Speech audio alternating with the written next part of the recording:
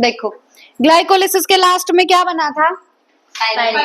Pyruvic acid, है ना। और एटीपी कितने बने ग्लाइकोलिसिस में? नेट दो, है ना। दो और बने थे NADH, दो क्या बने थे? NADH। अब पायरुविक एसिड का जो फेट है वो हमने फर्मेंटेशन में तो देख लिया, इथाइल अल्कोहल फर्मेंटेशन में भी और लैक्टिक एसिड फर्मेंटेशन में भी, उसमें तो देख लिया। अनएरोबिक रेस्पिरेशन में तो हम पायरुविक एसिड का फेट देख चुके हैं। अब हमें देखना है एरोबिक रेस्पिरेशन में। अब जो पायरुविक एसिड है उसको एरोबिक रेस्पिरेशन में एंटर करना है और साथ में NADH को भी एरोबिक रेस्पिरेशन में एंटर करना है। अब इसके बाद के जो सारे स्टेप है वो कहाँ पे होते हैं? माइटोकॉन्ड्रिया में। कहाँ पे होते हैं? माइटोकॉन्ड्रिया में। अब जो माइटोकॉन्ड्रिया की मेम्ब्रेन है ना वो पायरुविक एसिड के लिए तो परमिएबल है पर NADH के लिए परमिएबल नहीं है ना। पायरुविक एसिड को अगर आगे एरोबिक रेस्पिरेशन में जाना है तो उसको एंटर करना होगा माइटोकॉन्ड्रिया में। किस में एंटर करना होगा? माइटोकॉन्ड्रिया में। और माइटोकॉन्ड्रिया की मेम्ब्रेन NADH के लिए परमिएबल नहीं है। तो इसके लिए हमारे पास प्रेजेंट है शटल सिस्टम। क्या प्रेजेंट है? Shuttle system. दो टाइप के शटल सिस्टम है हमारे पास। तो देखो ये यहाँ पे क्या लिखा हुआ? माइटोकॉन्ड्रियल मेम्ब्रेन पायरुवेट के लिए तो परमिएबल है पर NADH के लिए परमिएबल नहीं है। तो शटल सिस्टम में पहला शटल सिस्टम है हमारे पास मैलेट एस्पारेटेट शटल। पहला कौन सा है? Malate aspartate shuttle. अब ये होगा किडनी में और हार्ट में। कहाँ पे होगा? किडनी में और हार्ट में। किडनी और हार्ट के जो मोस्ट ऑफ द सेल्स होते हैं ना उनके अंदर प्रेजेंट होता है मैलेट एस्पारेटेट शटल। क्या होता है? Malate aspartate shuttle. अब देखो ये है हमारा साइटोप्लाज्म, क्योंकि ग्लाइकोलिसिस कहाँ चल रहा था? साइटोप्लाज्म में। अब साइटोप्लाज्म में हमारे पास है ऑक्सैलो एसीटेट। क्या है? Oxalo acetate. अब ऑक्सैलो एसीटेट जो है ना ये क्या करेगा? जो हमारा ग्लाइकोलिसिस था, ग्लाइकोलिसिस का जो फेज 2 था, पे ऑफ फेज, उसमें दो मॉलिक्यूल बने थे NADH के। दो मॉलिक्यूल किसके बने थे? उस NADH के मॉलिक्यूल से ये ऑक्सैलो एसीटेट ये हाइड्रोजन ले लेता है और जब ये ऑक्सैलो एसीटेट हाइड्रोजन लेता है उस NADH के तो ये बना देता है मैलेट। मतलब ऑक्सैलो एसीटेट में जब हाइड्रोजन ऐड होता है तो बन जाता है मैलेट। क्या बन जाता है? मैलेट। अब ये मैलेट जो है ना ये इस मेम्ब्रेन को क्रॉस कर सकता है। माइटोकॉन्ड्रिया की मेम्ब्रेन क्या होती है? Double membrane, inner mitochondrial membrane और आउटर माइटोकॉन्ड्रियल मेम्ब्रेन। तो ये मैलेट इस माइटोकॉन्ड्रियल मेम्ब्रेन को क्रॉस कर सकता है। तो मैलेट चला गया माइटोकॉन्ड्रिया के मैट्रिक्स में। मैलेट कहाँ चला गया? माइटोकॉन्ड्रिया के मैट्रिक्स में। मैट्रिक्स क्या होता है? जैसे सेल का साइटोप्लाज्म होता है इसी तरीके से माइटोकॉन्ड्रिया का मैट्रिक्स होता है। तो मैलेट कहाँ चला गया? माइटोकॉन्ड्रिया के मैट्रिक्स में। अब हमें ट्रांसपोर्ट तो किसका कराना है अंदर? NADH का। ट्रांसपोर्ट तो हमें किसका कराना है? NADH का, क्योंकि NADH खुद परमिएबल नहीं था। ठीक है, तो मैलेट अंदर आ गया। हमने ऑक्सैलो एसीटेट में हाइड्रोजन जोड़ा तो मैलेट बना। अगर हम मैलेट से हाइड्रोजन निकाल लेंगे तो क्या बनेगा? क्या बनेगा? Oxalo acetate. मैलेट से जो हाइड्रोजन निकले ना वो हाइड्रोजन एक्सेप्ट कर लिए NAD+ ने। किसने एक्सेप्ट कर लिए? NAD+ ने। अब NAD+ अगर हाइड्रोजन एक्सेप्ट करेगा तो क्या बनेगा? NADH+H+। क्या बनेगा? NADH+। हमें माइटोकॉन्ड्रिया में किसको भेजना था? NADH को। चला गया NADH अंदर। ठीक है, अब यहाँ पे क्या बन गया? Oxalo acetate. लेकिन ऑक्सैलो एसीटेट के लिए भी मेम्ब्रेन परमिएबल नहीं है। तो अब यहाँ पे होगा ट्रांसअमीनेशन। क्या होगा? ट्रांसअमीनेशन का मतलब क्या होता है? जैसे मेरे पास NH2 ग्रुप है। ठीक है, मेरे पास क्या है? NH2 group. यहाँ पे कोई और इंसान है, उसको अगर मैं अपना NH2 ग्रुप ट्रांसफर कर रही हूँ, मतलब एक कंपाउंड से जब NH2 दूसरे ग्रुप के पास जाता है तो उसको हम बोलते हैं ट्रांसअमीनेशन। क्या बोलते हैं? ट्रांसअमीनेशन। एक कंपाउंड से NH2 जब दूसरे कंपाउंड के पास जाएगा तो उसको बोलेंगे ट्रांसअमीनेशन। तो ऑक्सैलो एसीटेट करता है ट्रांसअमीनेशन जिसकी वजह से बनेगा एस्पारेटेट। क्या बनेगा? एस्पारेटेट। मतलब ऑक्सैलो एसीटेट ने अपना NH2 किसको दे दिया? एस्पारेटेट को। किसको दे दिया? एस्पारेटेट को। अब ये एस्पारेटेट के लिए माइटोकॉन्ड्रियल मेम्ब्रेन परमिएबल है तो एस्पारेटेट बाहर चला गया। अब अगर एस्पारेटेट अपना NH2 लूज कर दे, इसने जब NH2 एक्सेप्ट किया था तो एस्पारेटेट बना था, इससे NH2 निकलेगा तो वापस से क्या बनेगा? Oxalo acetate. यहाँ फिर से ट्रांसअमीनेशन हुआ, इसने अपना NH2 ट्रांसफर किया तो वापस से क्या बन गया? Oxalo acetate. बस हमें ट्रांसफर किसका करना था? NADH का। किसका? NADH का। अब यह काम किस किस का चल रहा है? अंदर कौन गया? मैलेट, बाहर कौन आया, इसीलिए शटल सिस्टम का नाम क्या है, ठीक है। तो NADH को माइटोकॉन्ड्रिया के अंदर पहुंचाने का काम है मैलेट और एस्पारेटेट का। किसका काम है, मैलेट और एस्पारेटेट का, इसीलिए शटल सिस्टम का नाम हमने रखा मैलेट एस्पारेटेट शटल। अब माइटोकॉन्ड्रिया के अंदर कौन गया है, NADH। एक NADH कितने ATP बनाता है, 3। एक NADH कितने ATP बनाता है, 3। लेकिन ग्लाइकोलाइसिस में कितने NADH बने थे, 2। मतलब यहाँ पे टोटल कितने ATP बनाएगा ये, 6।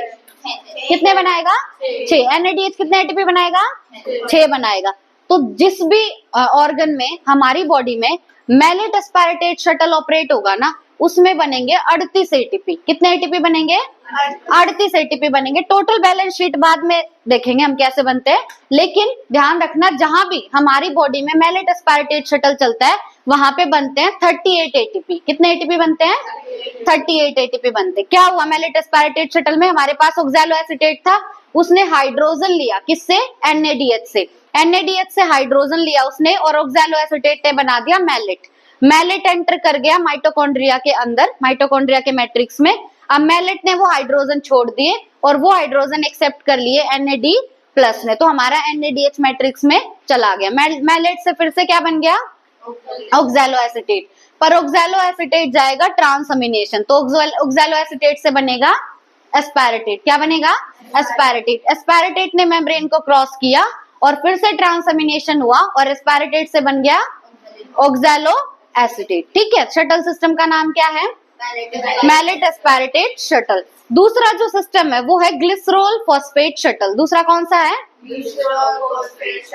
ये चलता है ब्रेन में और मसल में। ये कहाँ पे चलता है, ब्रेन में और मसल में। किडनी में और हार्ट में कौन सा चल रहा है, मैलेट एस्पारेटेट। यानी किडनी और हार्ट में कितने ATP बनेंगे, 38। कितने ATP बनेंगे, 38। अब ब्रेन और मसल की बात करते हैं। यहाँ पे क्या है, देखो हमारे पास धाप था ना, अब धाप क्या करेगा, इस NADH के हाइड्रोजन एक्सेप्ट कर लेगा। ठीक है, NADH के हाइड्रोजन एक्सेप्ट करके धाप बना देता है PGAL। क्या बना देता है, PGAL। PGAL क्या था, ग्लिसरल्डिहाइड 3 फॉस्फेट। ये क्या था, ग्लिसरल्डिहाइड 3 फॉस्फेट। अब ये जो PGAL है ये मेम्ब्रेन में जा सकता है। PGAL मेम्ब्रेन में गया तो PGAL से अब जो हाइड्रोजन निकलेंगे वो NAD+ एक्सेप्ट नहीं करता, यहाँ एक्सेप्ट करेगा FAD। क्या एक्सेप्ट, कौन एक्सेप्ट करेगा, FAD। और यहाँ बनता है FADH2। क्या बनता है, FADH2। अब PGAL से जब तुमने धाप में हाइड्रोजन ऐड किए थे तो PGAL बना। अब PGAL से हाइड्रोजन निकाल लोगे तो क्या बनेगा, धाप। क्या बनेगा, धाप। तो क्या बन गया यहाँ पे, धाप बन गया। धाप मेम्ब्रेन से परमिएबल है तो धाप यूं का यूं बाहर आ जाएगा। ठीक है, अब यहाँ पे हाइड्रोजन किसने एक्सेप्ट किए हैं, FAD ने। किसने एक्सेप्ट किए, FAD ने। एक FADH2 कितने ATP बनाता है, 2। तो 2 FADH2 कितने ATP बनाएंगे, 4। तो जहां भी ये वाला शटल सिस्टम चलेगा वहां बनेंगे 36 ATP। कितने ATP बनेंगे, 36। अब तुम देखो जरूरत ज्यादा ATP की कहाँ पे है, ब्रेन में और मसल में। वहीं पे कितने बन रहे हैं, 36। ठीक है, तो ब्रेन में और मसल में कितने ATP बनते हैं, 36। किडनी और हार्ट में 38। ठीक है, ब्रेन में और मसल में कौन सा shuttle system, glycerol phosphate shuttle system. ठीक है, ये NCERT से बाहर का है, बस तुम्हें ध्यान क्या रखना है कि यहाँ पे बनेंगे कितने ATP, 38। यहाँ पे बनेंगे कितने ATP, 36। ठीक है, अब ट्रांसअमीनेशन क्या होता है, देखो transamination is removal of NH2 group from one compound and its addition to other compound. एक से NH2 लगा के दूसरे पे जोड़ दो, उसी प्रोसेस को बोलते हैं ट्रांसअमीनेशन। ठीक है, एक FADH2 कितने ATP बनाएगा आगे जाके, 2। कितने ATP बनाएगा, 2। अब देखो हमने ग्लाइकोलिसिस पढ़ लिया, ग्लाइकोलिसिस के बाद हमने फर्मेंटेशन पढ़ लिया, फर्मेंटेशन के बाद शटल सिस्टम पढ़ लिया। ठीक है, शटल सिस्टम हमने क्यों पढ़ा, क्योंकि जो NADH था वो माइटोकॉन्ड्रिया में एंटर नहीं कर सकता, उसको एंटर करवाने के लिए ऑपरेट होता है शटल सिस्टम। ठीक है, उसके बाद थर्ड जो है हमारा वो है पायरुवेट ऑक्सीडेशन। थर्ड क्या है, NADH तो एंटर कर गया माइटोकॉन्ड्रिया में। अब बात करनी है पायरुविक एसिड की। अब पायरुविक एसिड का होता है ऑक्सीडेशन। पायरुविक एसिड का क्या होगा, ऑक्सीडेशन। जो पायरुविक एसिड है, जो पायरुवेट है, एक में कितने कार्बन थे, तीन। एक पायरुवेट में कितने कार्बन? 3 कार्बन। अब पायरुवेट से निकलेगा, अच्छा एक पायरुवेट में 3 कार्बन तो 2 पायरुवेट में 6 कार्बन। कितने कार्बन? 6 कार्बन। अब यहां से निकलेगा CO2। क्या निकलेगा? CO2। CO2 जब भी निकलता है ना तो उसको बोलते हैं डी कार्बोक्सिलेशन। क्या बोलते हैं? D carboxylation. अब 3 कार्बन में से एक CO2 निकल गया तो जो कंपाउंड बनेगा उसमें कितने कार्बन होंगे? क्योंकि CO2 में कितने कार्बन था? एक। ऊपर कितने थे? 3। 3 में से गया 2, मतलब 3 कार्बन में से एक कार्बन माइनस हो गया तो अब जो कंपाउंड बनेगा उसमें 2 कार्बन होंगे। तो पायरुवेट में से जब CO2 निकलता है तो हमें मिलता है एसिटाइल कोएंजाइम A। क्या मिलता है? केमिस्ट्री में तुम पढ़ते हो जहां भी एसिड वर्ड आता है ना, एसिड का मतलब होता है 2 कार्बन। अब ये कोएंजाइम कहां से आया? कोएंजाइम भी यहाँ पे ऐड होता है तो बनता है एसिटाइल कोएंजाइम A। ठीक है। अब होगा क्या कि पायरुवेट से निकलेंगे हाइड्रोजन। पायरुवेट से क्या निकलेंगे? वो हाइड्रोजन एक्सेप्ट करेगा NAD+, तो NAD+ बना देगा NADH+ H+। क्या बना देगा? NADH+ H+। अब बताओ ग्लाइकोलिसिस से हमें कितने पायरुवेट मिले थे? 2। कितने पायरुवेट मिले थे? 2। तो यहाँ CO2 कितनी निकली होंगी? 2। CO2 कितनी निकली होंगी? 2। NADH कितने बने होंगे? 2। NADH भी कितने बने होंगे? 2। तो ये जो स्टेप है ना इसको बोलते हैं पायरुवेट ऑक्सीडेशन या पायरुवेट डीकार्बोक्सिलेशन। क्यों? क्योंकि पायरुवेट से क्या निकल गया? CO2, इसीलिए इसको बोलते हैं पायरुवेट डीकार्बोक्सिलेशन या पायरुवेट ऑक्सीडेशन। ठीक है। तो नेक्स्ट क्या है हमारा? Pyruvate oxidation. हमारे पास पायरुवेट था, उससे किसका मॉलिक्यूल निकला? CO2 का। तो एक 2 कार्बन का कंपाउंड बना जिसका नाम है एसिटाइल कोएंजाइम A। ठीक है। NADH कितने बने यहाँ पे? अब ये जो कन्वर्जन है ना पायरुविक एसिड का एसिटाइल कोएंजाइम A में, इसको बोलते हैं लिंक रिएक्शन। क्या बोलते हैं? Link reaction. क्यों? क्योंकि ये ग्लाइकोलिसिस और क्रेब्स साइकिल को लिंक करता है। This reaction is catalysed by multi enzyme complex called pyruvate dehydrogenase. अब यहाँ पे जो एंजाइम काम में आता है वो है पायरुवेट डिहाइड्रोजिनेज। एंजाइम का नाम क्या है? डिहाइड्रोजिनेज। क्यों बोला? क्योंकि ये जो NAD+ ने हाइड्रोजन एक्सेप्ट किए है ना, वो हाइड्रोजन हमने पायरुवेट से निकालने हैं। पायरुवेट से अगर हाइड्रोजन निकाल लिए तो मतलब उसका डिहाइड्रोजिनेशन हो गया। डिहाइड्रोजिनेशन हुआ तो मतलब एंजाइम कौन सा काम में आया होगा? डिहाइड्रोजिनेज। पायरुवेट डिहाइड्रोजिनेज, क्योंकि उसने इससे हाइड्रोजन निकाल के किसको दे दिए? NAD+ को दे दिए। ठीक है। और जो पायरुवेट डिहाइड्रोजिनेज है वो एक मल्टी एंजाइम कॉम्प्लेक्स है। क्या है? एक मल्टी एंजाइम कॉम्प्लेक्स है। अब इस पायरुवेट डिहाइड्रोजिनेज को कुछ कोफैक्टर्स की जरूरत पड़ती है। तुमने बायोमोलिक्यूल्स में पढ़े थे कोफैक्टर्स। तो पायरुवेट डिहाइड्रोजिनेज को किसकी जरूरत पड़ती है? 5 कोफैक्टर की जरूरत पड़ती है। पहला है FAD। पहला क्या है? दूसरा NAD+, तीसरा कोएंजाइम A, फोर्थ है TPP that is thiamine pyrophosphate और फिफ्थ है लिपोइक एसिड। फिफ्थ क्या है? Lipoic acid. तो जो पायरुवेट डिहाइड्रोजिनेज है वो है मल्टी एंजाइम कॉम्प्लेक्स, उसे 5 कोफैक्टर्स की जरूरत पड़ेगी।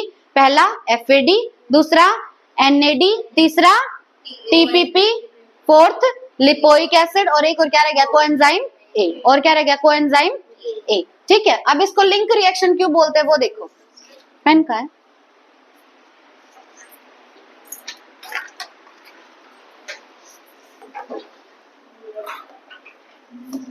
देखो सबसे पहले हमने क्या पढ़ा था? ग्लाइकोलिसिस। क्या पढ़ा? ग्लाइकोलिसिस। ग्लाइकोलिसिस के एंड में क्या बना? पायरुवेट। क्या बना? पायरुवेट। अब जब पायरुवेट का ऑक्सीडेशन होगा तो क्या बनेगा? एसिटाइल कोएंजाइम A, ये बनेगा। अब इसके बाद आता है क्रेब्स साइकिल। क्या आती है? Krebs cycle. अब देखो ये है पायरुवेट ऑक्सीडेशन। क्या है ये? ये है ग्लाइकोलिसिस और ये है क्रेब्स साइकिल। क्या तुम्हें नहीं लग रहा है ये पायरुवेट ऑक्सीडेशन ग्लाइकोलिसिस और क्रेब्स साइकिल के बीच में है? ये इन दोनों को लिंक करने का काम कर रहा है, इसीलिए पायरुवेट ऑक्सीडेशन को बोलते हैं लिंक रिएक्शन। क्या बोलते हैं? Link reaction. क्यों? क्योंकि ये लिंक कर रहा है ग्लाइकोलिसिस को और क्रेब्स साइकिल को। ये या तो पायरुवेट ऑक्सीडेशन बोलो इसको या पायरुवेट डीकार्बोक्सिलेशन, या क्या बोलोगे? Pyruvate decarboxylation. ठीक है। तो पायरुवेट ऑक्सीडेशन के 3 नाम। पायरुवेट ऑक्सीडेशन, पायरुवेट डीकार्बोक्सिलेशन या लिंक रिएक्शन। ठीक है, किस किस को लिंक कर रहा है ये? ग्लाइकोलिसिस और क्रेब्स साइकिल। पायरुवेट ऑक्सीडेशन में एंजाइम कौन सा यूज हो रहा है? Pyruvate dehydrogenase. ठीक है, अब नेक्स्ट टॉपिक क्या है हमारा? Krebs cycle. अब क्रेब्स साइकिल में देखो क्या होगा। क्रेब्स साइकिल जो है इसे हम बोलते हैं ट्राई कार्बोक्सिलिक एसिड साइकिल। क्या बोलेंगे?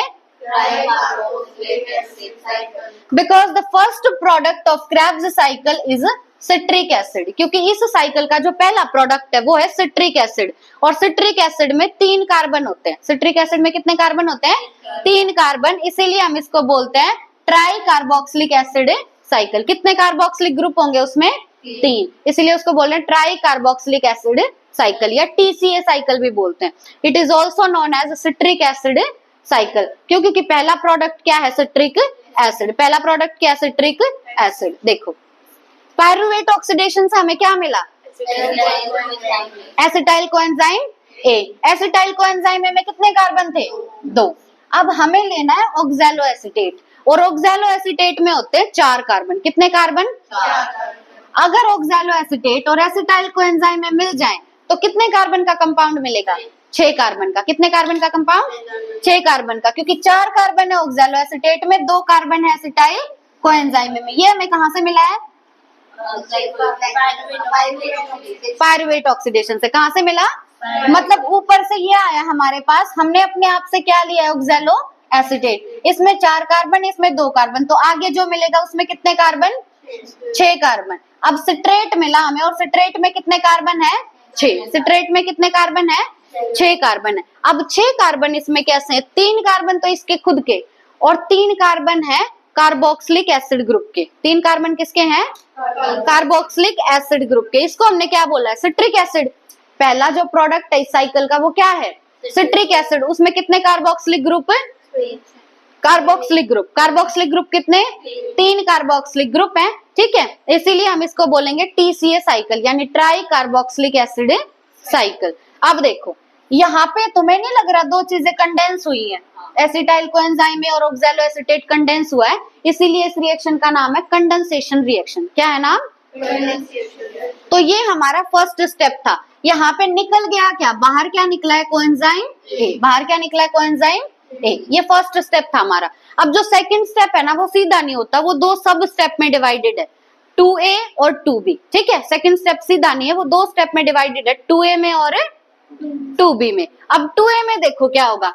ये सिट्रेट जो है इससे सिर्फ पानी निकलता है, और सिर्फ पानी निकलेगा तो यहाँ बनेगा सिस अकोनिटेट। क्या बनेगा? क्या यहाँ पे कहीं कार्बन कम हुआ है? नहीं ना। तो सिस अकोनिटेट में भी कितने कार्बन होंगे? 6। कितने कार्बन होंगे? 6। यानी सिट्रेट में भी 6 कार्बन थे और सिस अकोनिटेट में भी 6 कार्बन है। 2A में सिर्फ क्या निकला है? पानी। क्या निकला है? सिर्फ पानी, वाटर निकला है। अब सिस अकोनिटेट में वाटर ऐड हो जाता है, फिर से वाटर ऐड होगा तो यहाँ बनेगा आइसोसिट्रेट। क्या बनेगा? आइसोसिट्रेट। क्या कहीं कार्बन का नंबर कम हुआ है? नहीं हुआ। तो यहाँ पे भी कितने कार्बन होंगे?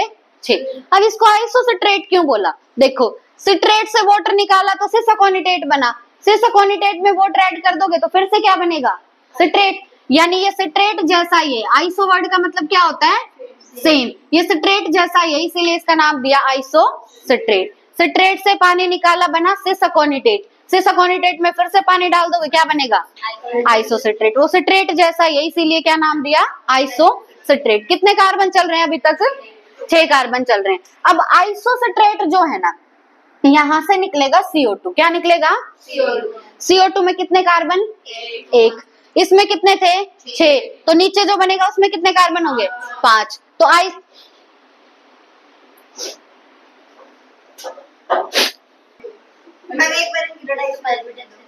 देखो अब क्या बन गया हमारे पास? आइसोसिट्रेट बना। आइसोसिट्रेट में कितने कार्बन है? 6। यहाँ से निकलेगा एक CO2 मॉलिक्यूल। एक CO2 मॉलिक्यूल में कितने कार्बन? 1। समझो इसको। देखो नीचे जो कंपाउंड बनेगा उसमें कितने कार्बन होंगे?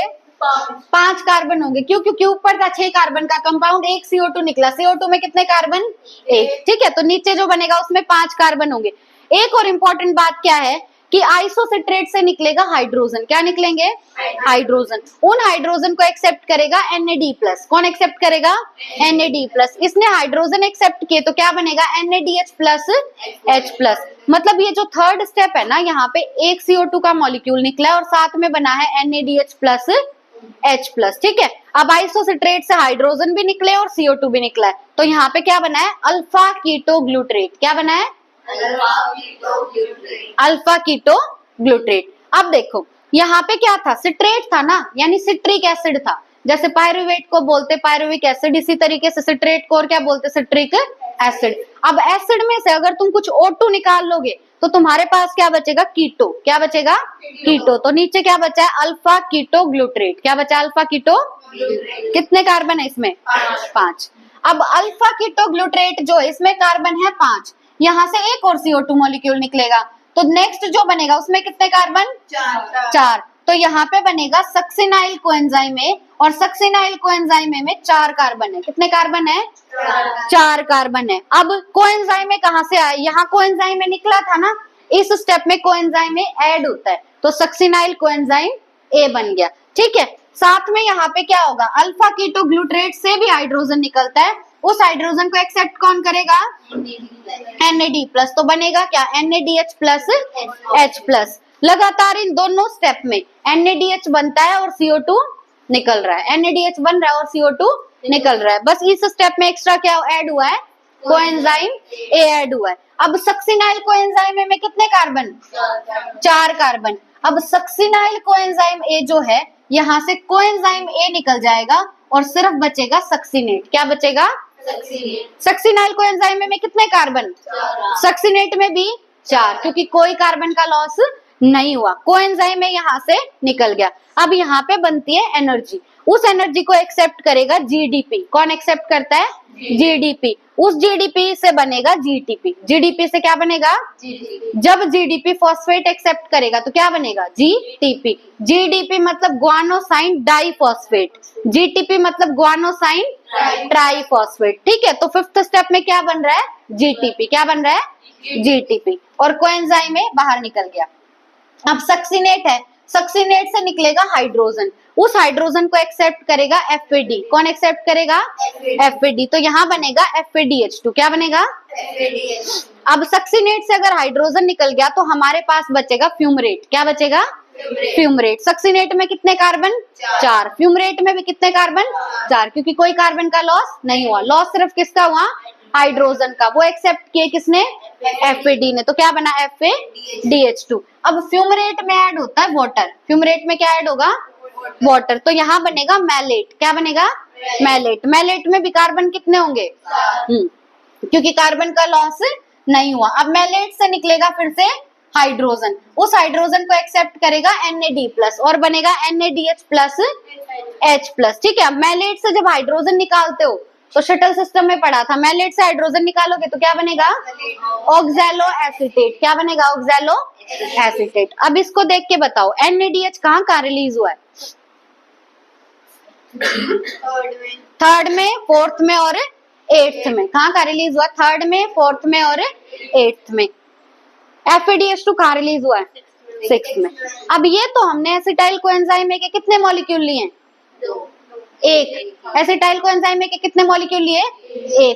तो 3 NADH बने और 1 FADH2 बना। लेकिन ग्लाइकोलिसिस के एंड में पायरुविक एसिड कितने मिले थे? 2। कितने मिले थे? 2। तो पायरुवेट ऑक्सीडेशन भी कितने का होगा? 2 का, है ना? तो यहाँ सब कुछ 2-2 चलेगा, मतलब एसिटाइल कोएंजाइम में भी 2। NADH यहाँ 2, यहाँ 2, 2 और 2 4, और 2 यहाँ पे 6, और FADH2 कितने? 2। ठीक है, अगर वहां से लेके चलोगे तो 2-2 आएंगे। पूरा देखेंगे इसका।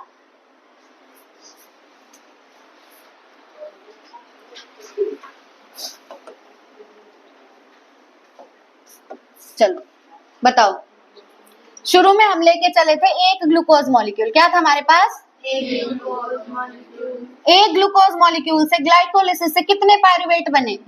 2। कितने पायरुवेट बने? 2 पायरुवेट बने। अब 2 पायरुवेट से एसिटाइल कोएंजाइम में भी कितने बनेंगे? 2। कितने को एसिटाइल कोएंजाइम में? 2। ठीक है, अब एसिटाइल कोएंजाइम में गया क्रेब्स साइकिल में। ठीक है, अगर ये क्रेब्स साइकिल में जाएगा तो कितने NADH2 बनेंगे? NADH दो बनेंगे, दो। अगर ये 2 हैं तो NADH कितने बनेंगे? 6। NADH कितने? 6। और FADH2 2। एक NADH2 कितने ATP बनाता है? 2। एक NADH 3। एक 3 बनाता है तो 6 कितने बनाएंगे? 18। 6 कितने ATP बनाएंगे? या आगे जाके बनाएंगे?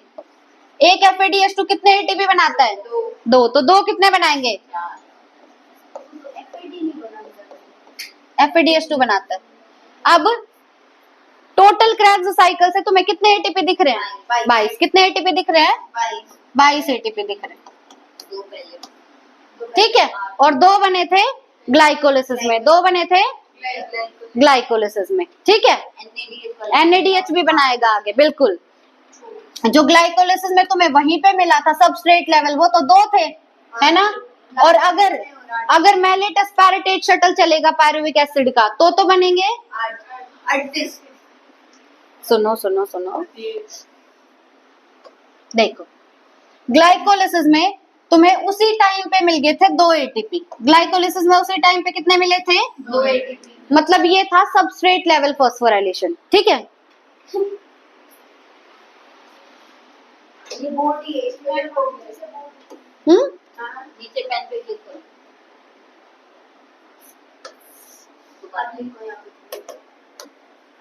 ये कब बना? देखो ध्यान से समझना भैया अभी इसको, बिल्कुल। ग्लाइकोलिसिस में उसी टाइम पे तुम्हें कितने ATP मिल गए थे? अरे आपके बारे में कटवाना ही पड़ेंगे अर्चिता, है ना?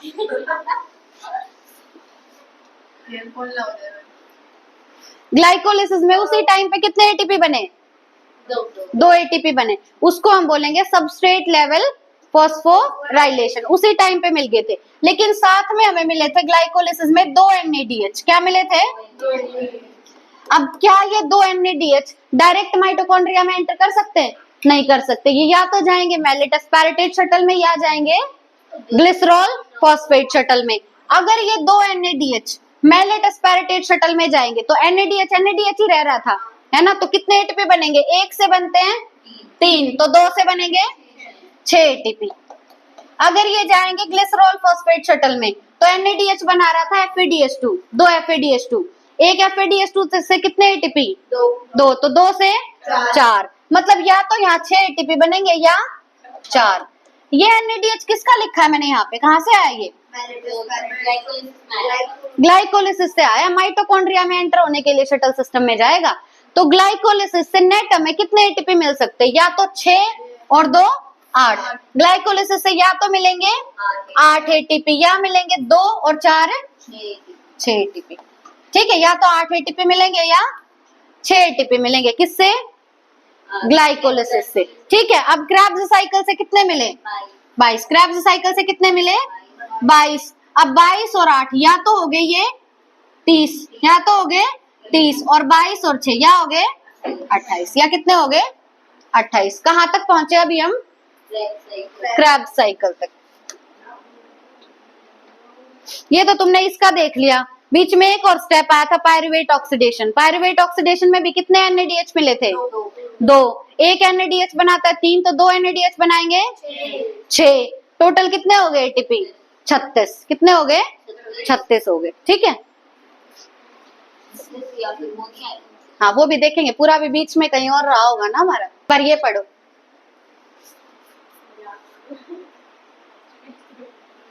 अच्छा पहले इसको लिख लेते एक बार।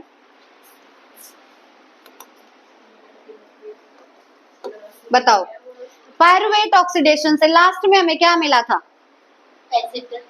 Acetyl coenzyme A.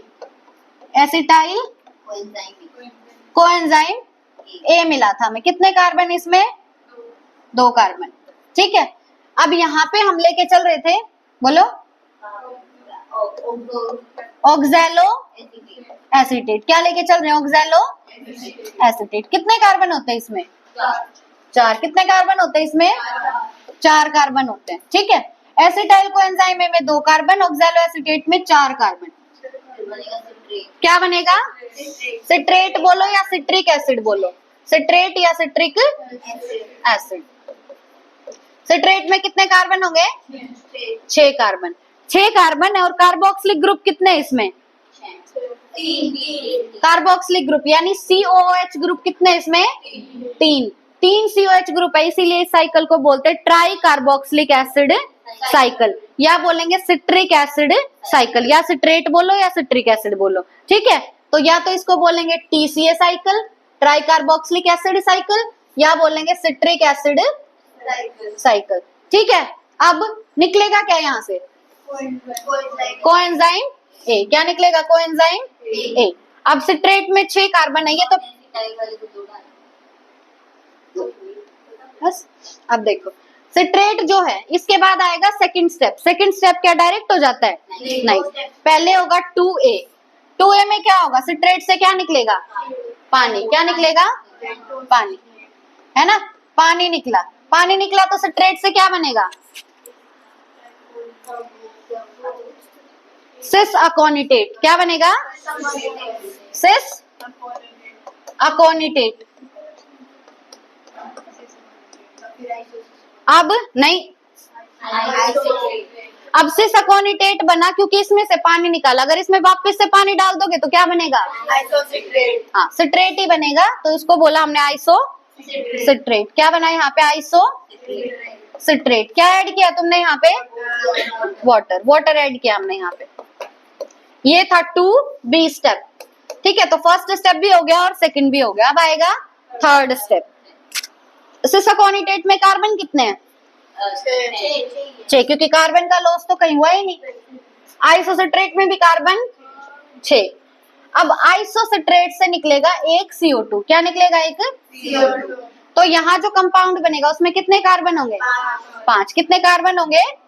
5 कार्बन होंगे। यहाँ बनता है अल्फा कीटो ग्लूट्रेट। क्या बनेगा? Alpha keto. यहाँ से हाइड्रोजन भी निकलता है, उस हाइड्रोजन को एक्सेप्ट करेगा NAD+। कौन एक्सेप्ट करेगा? अगर NAD+ ने हाइड्रोजन एक्सेप्ट किए तो ये क्या बना देगा? NADH+ H पॉजिटिव, ठीक है। तो हमारा NADH+ H पॉजिटिव बन गया। कौन से स्टेप में बना है? थर्ड स्टेप में। कौन से स्टेप में बना है? थर्ड स्टेप में, ठीक है। अब नेक्स्ट स्टेप देखो। अल्फा कीटोग्लूट्रेट में कितने कार्बन? 5 कार्बन। अब यहाँ पे मैंने कहा था लगातार 2 स्टेप में CO2 का लॉस होता है।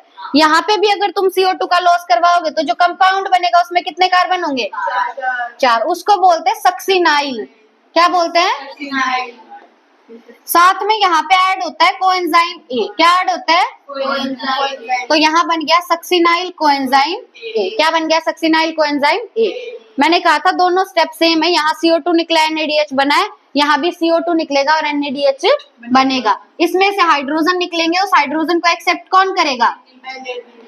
NAD+। NAD+ ने हाइड्रोजन एक्सेप्ट किया और बना दिया NADH+ H पॉजिटिव। अब जो सक्सिनाइल कोएंजाइम ए है इसमें कितने कार्बन है? 4। कितने कार्बन है? 4। तो सक्सिनाइल कोएंजाइम ए से बनता है सक्सीनेट। क्या बनता है? सक्सीनेट, ठीक है। अब यहाँ पे क्या होगा? कोएंजाइम ए तो बाहर निकल जाएगा। कोएंजाइम ए बाहर निकल जाएगा और GDP से बनेगा GTP। GDP से बनेगा GTP, ठीक है। उसके बाद सक्सीनेट जो है, सक्सीनेट से क्या बनेगा? पहले बनेगा फ्यूमरेट। पहले क्या बनेगा? फ्यूमरेट। सक्सीनेट से क्या बनेगा? फ्यूमरेट। सक्सीनेट में कितने कार्बन? 4। फ्यूमरेट में भी कितने कार्बन होंगे? 4। सक्सीनेट से जो फ्यूमरेट बन रहा था बस उसमें एक चीज का चेंज हुआ था, वो क्या था? FADH2। क्या बनेगा? सक्सीनेट से निकलेगा हाइड्रोजन, उस हाइड्रोजन को FAD पॉजिटिव एक्सेप्ट करता है। FAD पॉजिटिव एक्सेप्ट करेगा तो बनेगा FADH2। तो FADH2 कौन से स्टेप में बना है बताना? 6th। कौन से में बना है? 6th में। ये NADH कौन से स्टेप में बना है? 4th में। कौन से में बना है? 4th में। अब फ्यूमरेट जो है, फ्यूमरेट से बनेगा मैलेट। फ्यूमरेट से बनेगा मैलेट बोलो या मैलिक एसिड बोलो, ठीक है। फ्यूमरेट से बनेगा मैलेट। क्या हो रहा था यहाँ पे, पानी निकल रहा था शायद। फ्यूमरेट से बनेगा मैलेट, वाटर निकला है यहाँ पे। अब मैलेट से बनेगा ऑक्सैलो एसीटेट। अब मैलेट से भी निकलेगा हाइड्रोजन और उस हाइड्रोजन को एक्सेप्ट करेगा NAD+। कौन एक्सेप्ट करेगा, तो बनेगा NADH+ H पॉजिटिव। 4 स्टेप्स में नहीं बनाएंगे। ठीक है, देखो ATP सुना है हमने, बायोमोलिक्यूल्स में पढ़ा था, एडिनोसाइन, गुआनोसाइन। जैसे ADP होता है एडिनोसाइन डाइफॉस्फेट, GDP क्या होगा, गुआनोसाइन डाइफॉस्फेट, GTP क्या होगा, गुआनोसाइन ट्राइफॉस्फेट। मतलब इसी में एक फॉस्फेट ऐड कर दिया तो बन गया GTP, ठीक है। ये थी हमारी सिट्रिक एसिड साइकिल या क्रेब्स साइकिल या TCA साइकिल। अब ना पेपर में एक बार ये भी क्वेश्चन आ गया था, ऑप्शन में ये दिया हुआ था क्रेब्स और क्रेब्स। ये ऊपर वाला गलत है, नीचे वाला ठीक है, ठीक है। ये नहीं लिखते सब कुछ, ये बस पूछते हैं।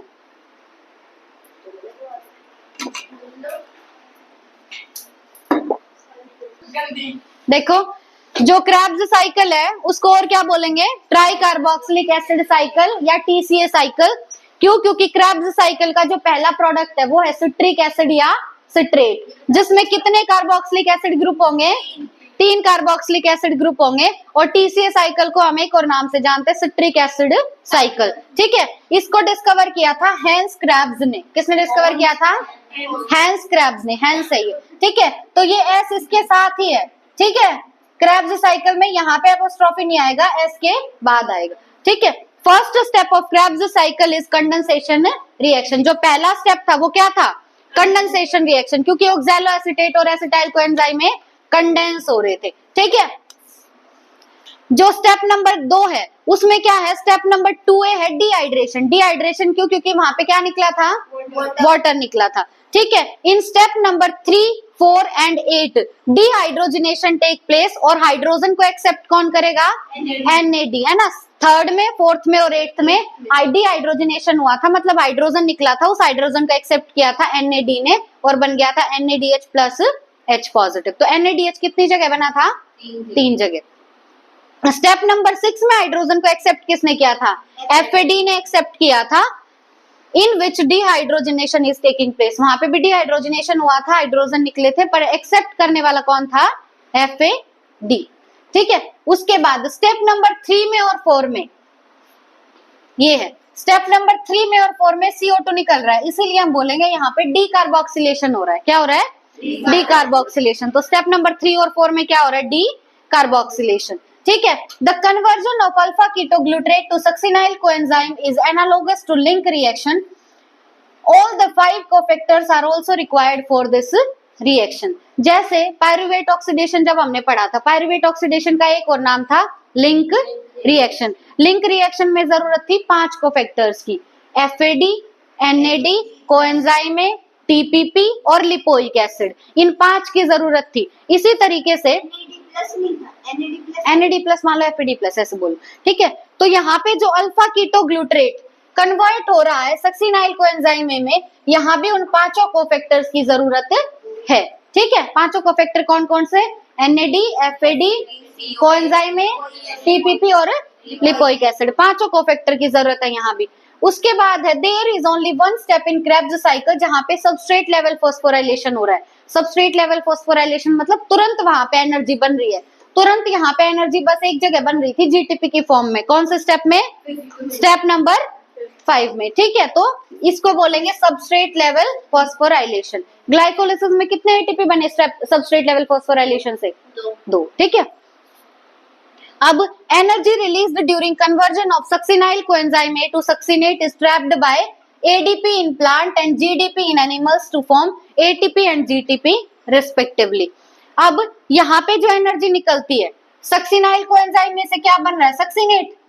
जब प्लांट्स के अंदर ये रिएक्शन होगी ना तो एनर्जी को ट्रैप करेगा एडीपी। कौन ट्रैप करेगा? एडीपी, और बनेगा एटीपी। लेकिन एनिमल्स में उसको ट्रैप करेगा जीडीपी और बनाएगा जीटीपी। ठीक है, बट एनसीईआरटी इसका थोड़ा कॉन्ट्राडिक्टरी लिखती है, वो पढ़ेंगे अभी।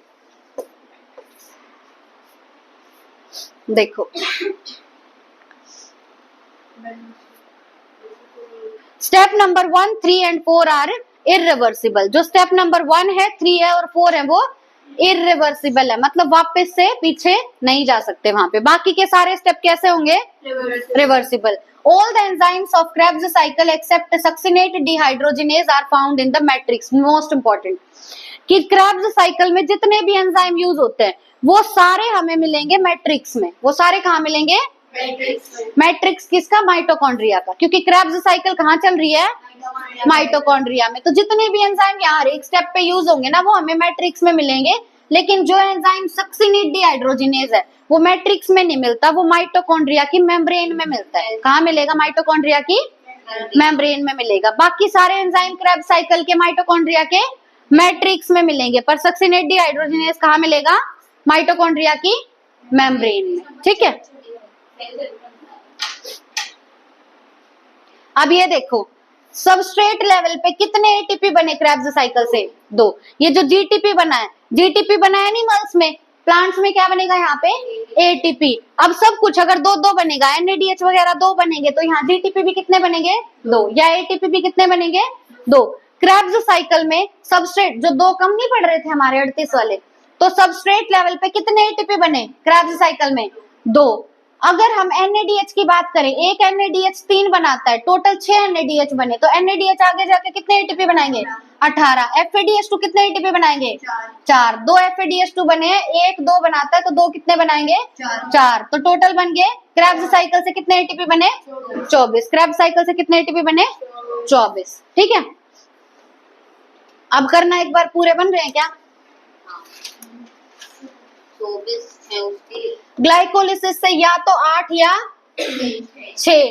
ठीक है, ग्लाइकोलिसिस के बाद हुआ था पायरुवेट ऑक्सीडेशन। पायरुवेट ऑक्सीडेशन में 2 NADH बने थे, तो कितने बनेंगे? 6 बनेंगे। कितने बनेंगे? 6। ठीक है, उसके बाद पायरुवेट ऑक्सीडेशन के बाद हुआ Krebs साइकिल, तो कितने बनेंगे? 24। Krebs साइकिल से कितने बने? 24। अब देखो 24 और 6 30। अगर 30 में 6 जोड़ोगे तो 36, 30 में 8 जोड़ोगे तो 38। मतलब या तो हमें 38 एटीपी मिलेंगे या 36। 38 कब मिलेंगे? जब चलेगा मैलेट एस्पेरेटेट शटल। 36 कब बनेंगे? जब ग्लिसरॉल फॉस्फेट पाथवे चलेगा। ठीक है,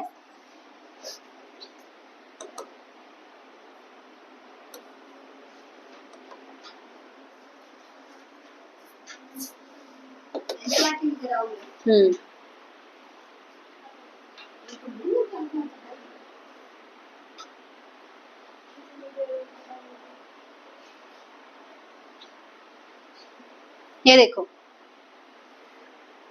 जो पायरुविक एसिड बना था ग्लाइकोलिसिस के बाद, वो या तो जाएगा फर्मेंटेशन में या जाएगा एरोबिक रेस्पिरेशन में। फर्मेंटेशन में हमने कल पढ़ लिया था, या तो बनेगा लैक्टिक एसिड या बनेगा इथाइल अल्कोहल। ठीक है, तो अब पायरुविक एसिड जाएगा एरोबिक रेस्पिरेशन में। तो देखो for aerobic respiration to take place within mitochondria the final product of glycolysis pyruvate is transported from the cytoplasm into the mitochondria. अब पायरुविक एसिड को जाना है एरोबिक रेस्पिरेशन में। Aerobic respiration कौन से ऑर्गेनेली में होता है?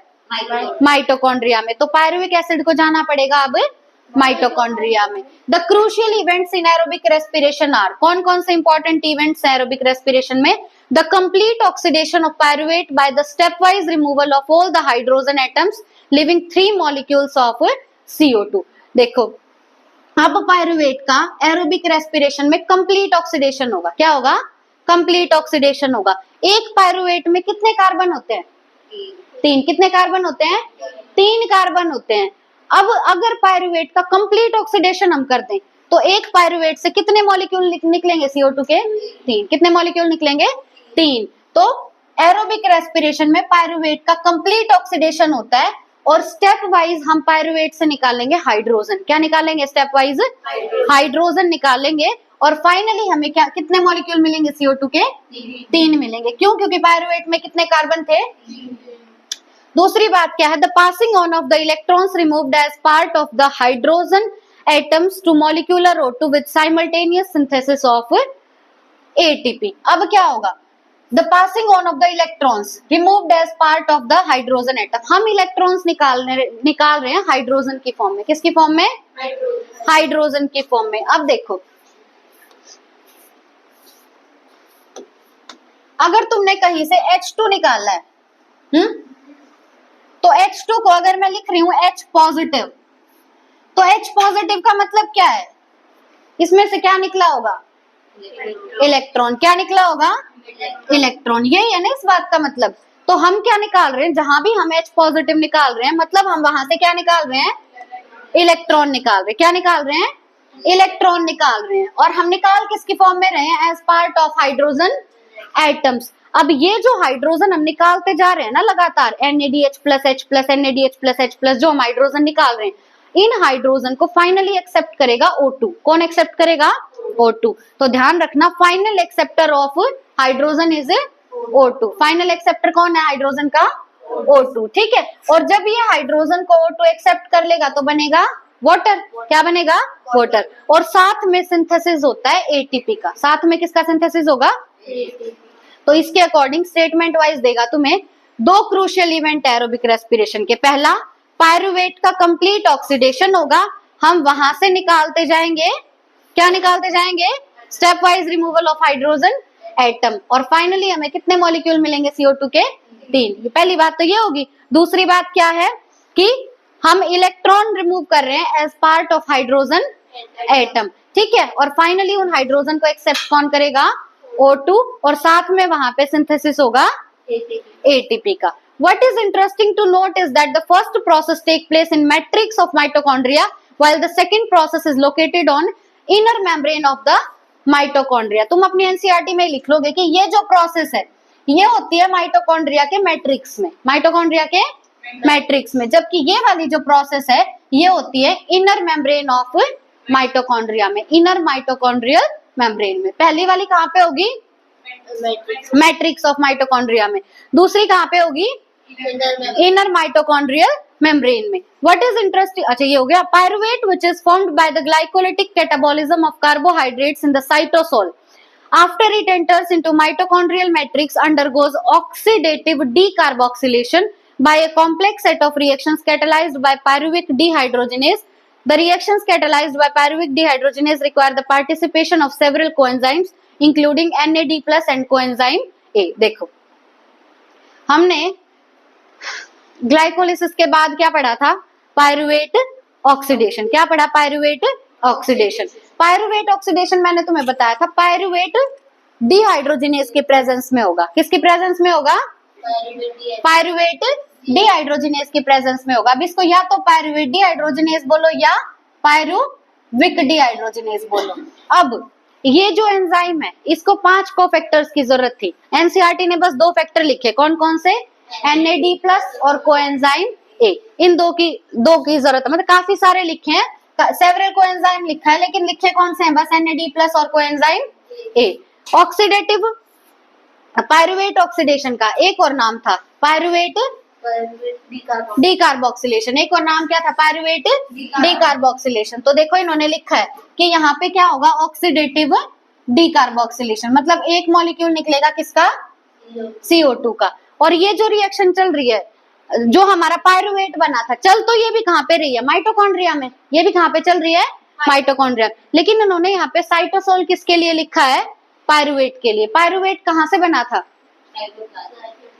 ग्लाइकोलिसिस के लास्ट में बना था ना पायरुवेट, और वो कहाँ चल रहा था? साइटोप्लाज्म में। और साइटोसोल क्या होता है?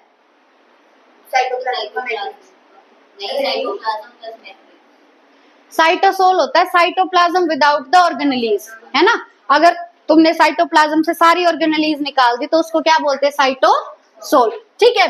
तो पायरुवेट कहाँ पे बना है? साइटोसोल में बना है। ठीक है। एंजाइम यहाँ पे कौन सा लगेगा? पायरुवेट डिहाइड्रोजिनेज या पायरुविक डिहाइड्रोजिनेज। उसको कौन कौन से कोएंजाइम्स की जरूरत होगी? NAD+ और कोएंजाइम A। तो देखो ग्लाइकोलिसिस से हमें क्या मिला? पायरुविक एसिड, साथ में क्या आएगा कोएंजाइम ए और Na-D+, इसकी जरूरत है ना इसको। अब यहाँ से जो हाइड्रोजन निकलेंगे उस हाइड्रोजन को एक्सेप्ट कौन करेगा Na-D+, तो क्या निकलेंगे NaDH+, H+। अगर पायरुविक एसिड एक है तो NaDH एक बनेगा, अगर पायरुविक एसिड दो आए हैं ऊपर से तो कितने आए हैं दो, तो NaDH भी कितने बनेंगे दो, CO2 भी कितने निकलेंगे दो। एक ग्लूकोज मॉलिक्यूल से कितने CO2, एक ग्लूकोज, क्वेश्चन यूं ही पूछेगा और तुम यूं ही कंफ्यूज होगे।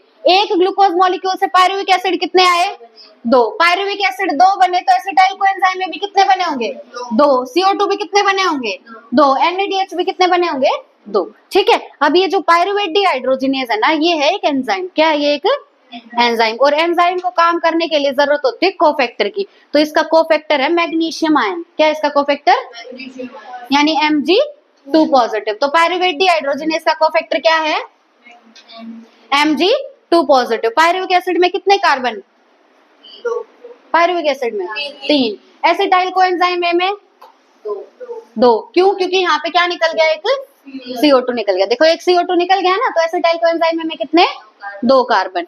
During the process, 2 molecules of NaDH are produced from metabolism of 2 molecules of pyruvic acid produced from 1 glucose molecule during glycolysis। आइए बात समझ, ग्लाइकोलिसिस में कितना ग्लूकोज था एक, उससे बने 2 पायरुवेट, 2 पायरुवेट मतलब 2 NaDH, यही लिखा है इसने यहाँ पे।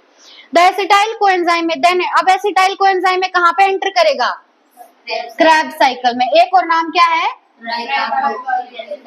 ठीक है, और ये डिस्कवर किसने की थी, हैंस क्रैब ने। ठीक है, उसके बाद आती है TCA साइकिल। 2 मिनट रुक। TCA साइकिल है, the TCA cycle starts with the condensation of acetyl group with oxaloacetic acid and water to yield citric acid. देखो अब यहाँ पे ये बात इंपॉर्टेंट आ गई, हमने वहां पे वाटर नहीं देखा था।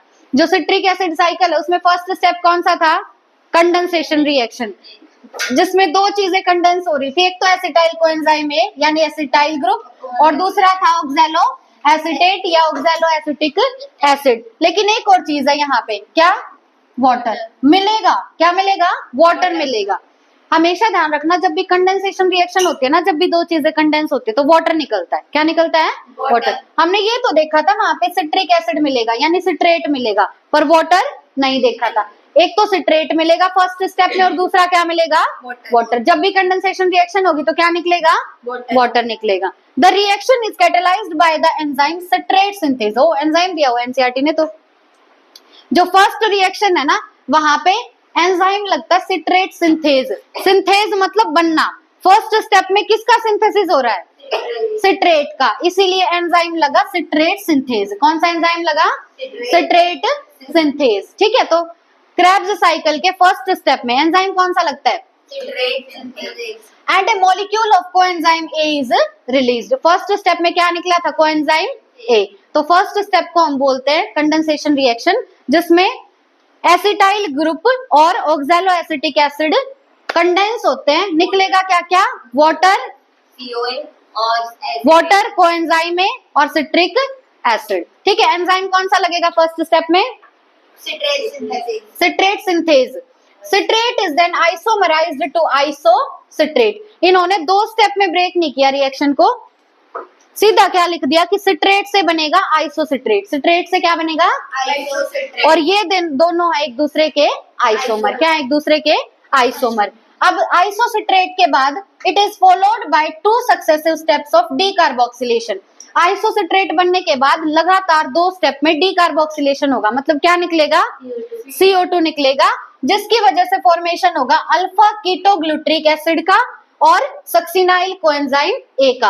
अल्फा कीटोग्लूट्रिक एसिड बना था 3rd स्टेप में और सक्सिनाइल कोएंजाइम ए बना था 4th स्टेप में। ठीक है, in the remaining steps of citric acid cycle succinyl coenzyme A is oxidised to oxaloacetate. ठीक है, इन्होंने सीधा बता दिया सक्सिनाइल कोएंजाइम ए से ऑक्सीडेशन के बाद क्या बनेगा, ऑक्सैलो एसिटेट। ध्यान रखना वर्ड क्या है, ऑक्सीडाइज्ड। ठीक है, allowing the cycle to continue. During the conversion of succinyl coenzyme A to succinic acid, a molecule of GTP is synthesized. जब सक्सिनाइल ए से बनेगा सक्सिनिक एसिड, सक्सिनिक एसिड बोलो या सक्सिनेट बोलो, तो निकलता है GTP। क्या निकलता है, GTP। This is a substrate level phosphorylation. इससे यहीं पे एनर्जी बन गई, यहीं पे जीटीपी बन गया, इसीलिए बोलते हैं सबस्ट्रेट लेवल Phosphorylation.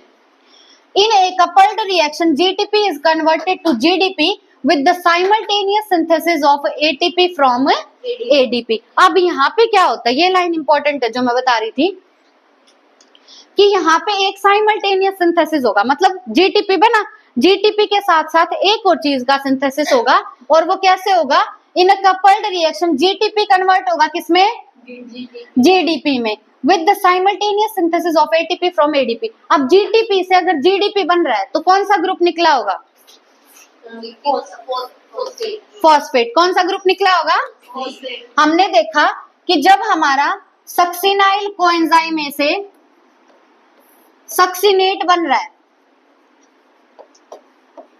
तो यहाँ पे निकल रहा है जीटीपी। क्या निकल रहा है, जीटीपी से अब अगर हमें वापस से जीडीपी बनाना हो तो यहाँ पे कौन सा ग्रुप निकल जाएगा, फॉस्फेट ग्रुप। कौन सा ग्रुप निकलेगा, इस फॉस्फेट ग्रुप को एक्सेप्ट कौन करेगा, एडीपी। कौन एक्सेप्ट करेगा, अगर एडीपी में एक और फॉस्फेट ऐड हो जाए तो एडीपी से बनेगा एटीपी। क्या बनेगा, एटीपी।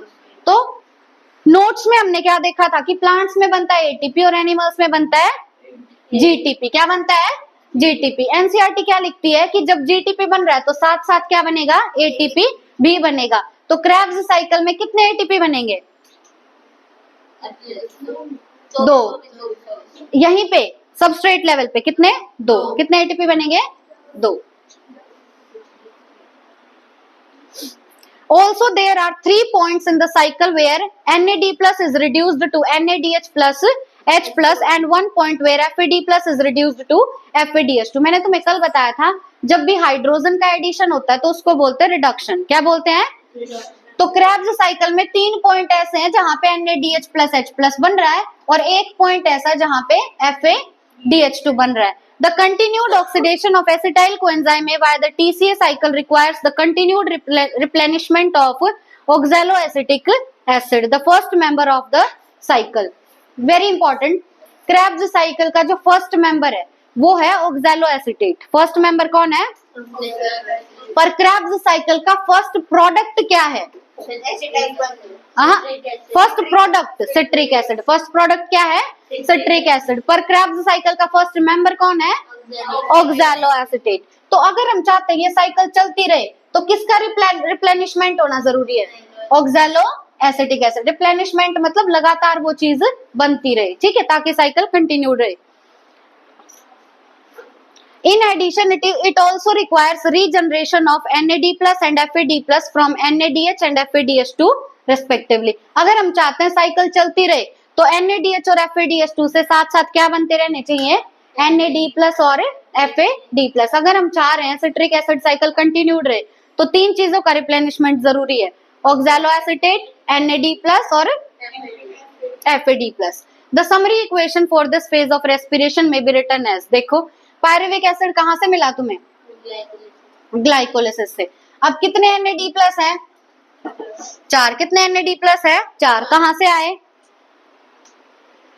2 तो आए तुम्हारे ग्लाइकोलिसिस से। 2 तो कहां से आए, ग्लाइकोलिसिस से, और 2 आए पायरुवेट ऑक्सीडेशन से। तो 4 NAD प्लस और 1 FAD प्लस, ठीक है। वाटर के कितने मॉलिक्यूल, 2। ये 4 NAD प्लस कहां के बताए गए तुम्हें, ऊपर से जो है भाई, एक क्या है FAD plus, 2 water molecule, 1 ADP और 1 इनऑर्गेनिक फॉस्फेट। ये रिएक्शन चल कहां पे रही है, मैट्रिक्स में। क्या क्या बनेगा, एक पायरुविक एसिड में कितने कार्बन, तो कितने CO2 मॉलिक्यूल निकले, 3 CO2 मॉलिक्यूल निकले, 4 NADH, 1 FADH2, ठीक है। और साथ में ADP प्लस फॉस्फेट क्या बनाएगा, ATP, ठीक है। We have till now seen that glucose has been broken down to release CO2 and 8 molecules of NADH plus H plus 2 molecules of FADH2 have been synthesized besides just 2 molecule of ATP in TCA cycle। TCA cycle में ATP कितने बने, 2। अब तक total NADH बताया इसमें, शुरू से glucose से लेके अब तक टोटल NADH कितने बने हैं, 8। FADH2 कितने बने हैं? 2। वो तो बस तीसरी साइकिल में बने हैं 2। You may be wondering why we have been discussing respiration at all. Neither O2 has come into the picture nor the promised large number of ATP has yet been synthesized. कि इतना सारा पढ़ लिया लेकिन ना तो कहीं भी एरोबिक रेस्पिरेशन में O2 आई है और ना कहीं भी ATP बने जितने ATP की हम बात कर रहे हैं. Also, what is the role of NADH plus H plus and FADH2 that is synthesized? Let us now understand the role of O2 in respiration and how ATP is synthesized. अब आगे हम पढ़ेंगे कि कैसे एटीपी बना है और कैसे NADH और H+ का यूटिलाइजेशन होगा और O2 आएगी. Thank you.